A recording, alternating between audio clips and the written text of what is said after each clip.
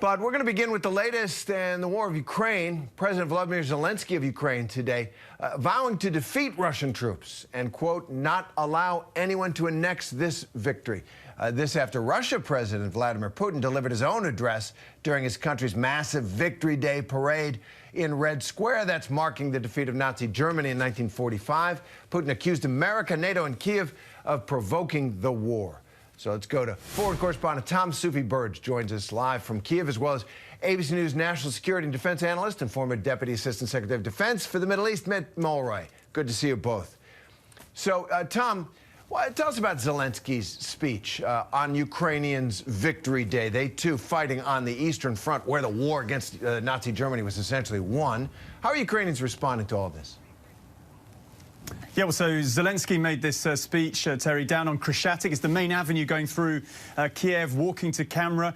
A pretty powerful speech, really, accusing Russia of betrayal, really, for hijacking, essentially, the sacrifices made by the Soviet Union during World War II. Remember, the Soviet Union losses were approximately 25, 26, 27 million people, greater than any other nation during that war.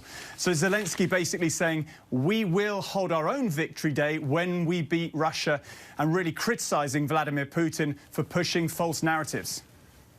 So, Mick, I want to ask you about the battle as it is right now. So we heard from the Pentagon earlier, spokesman John Kirby talk about this is not a stalemated situation out there. He says it's a very dynamic battlefield. He says Russia's kind of plodding forward, 2 steps forward, 1 step back, but that they haven't really solved all the problems that they had north of Kyiv, the logistics problems, the supply problems, the maneuvering problems, the communications problems they had.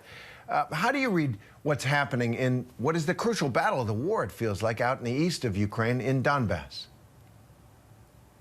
So it is dynamic, Terry, and I think in some cases the Russians are taking 1 step forward and 2 steps back. I think most hope that the Ukrainians could hold this to a stalemate and perhaps freeze this conflict, but they're actually doing far better than that.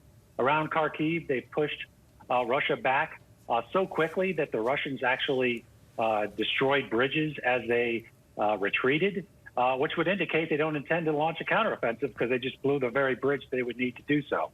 So the Ukrainians are performing very well out there. And to your point of your question, the Russians do not seem to have repaired the problems that they had since the beginning of this invasion. They have really exposed themselves. Tom, let me go back to you. The world thought of Russia as one kind of military power on February 23rd, and today they look like a very different one. So are they, do you think, does it look like, what are you hearing from Ukrainian government officials? Are they intensifying the assault on eastern Ukraine? What are they going to do if they get stalemated again out there? Well, the Russians are definitely pushing for the Azovstal steel plant still, so that's an incredible story, right? You've been talking about it on this show for days, if not weeks, Terry. The fact that some Ukrainian troops are still in the tunnels underneath that plant resisting. But across that front line, across the Donbass, the east of Ukraine, the Donbass is about the size of West Virginia. The Russians and their separatist proxies effectively control roughly sort of half of that territory, maybe slightly more. And basically down the front line, there are major battles going on right now, intense fighting. You know, the Pentagon saying that really Russia is making slight progress, incremental progress, they say, but not making the gains that they would have expected, hoped to have made at this stage. And Mick, you know, as Putin continues to blame the United States and the West for his own aggression, there is the question, you know, how does he get out of this if he doesn't get a victory? How does Vladimir Putin lose? It seems like this is a dangerous question. How concerned should the United States be, given what is happening on the battlefield? I think we should be concerned. I mean, most analysts expected that President Putin would, one, declare some form of victory today during this parade, but it looks like even he, with the propaganda machine that he has, couldn't come up with how that would be the case.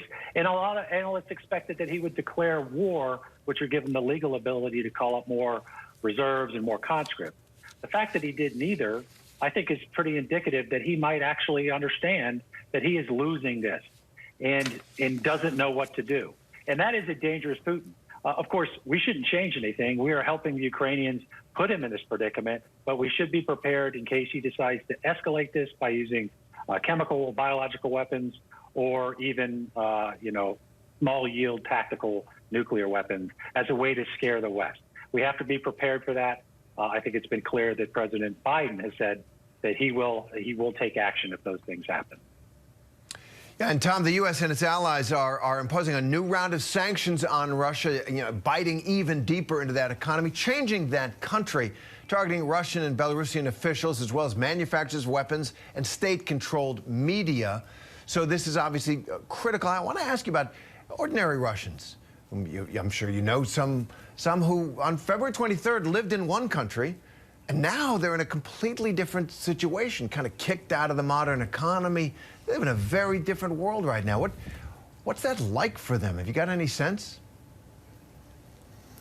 Well, the world has changed for many Russians. I think particularly wealthy Russians, well-off Russians who enjoyed buying Western goods, traveling around the world. That is over for the time being for those Russians. I think, like a lot of countries, there are kind of two Russias. The Russia in the major cities, cosmopolitan, educated, and then out in the more rural areas, the poorer Russians in rural places aren't affected to the same extent, I think, by sanctions. And I think sanctions are interesting, right, because they are having an impact. They are punishing the Russian economy, but Russia has brought in emergency measures to prop up the ruble. And at the same time, even some of the sanctions, like take military hardware, for example, certain military hardware, like military aircraft, Russian-built, rely on American-made components. Now, the sanctions in that respect will stop those components being directly available for Russia.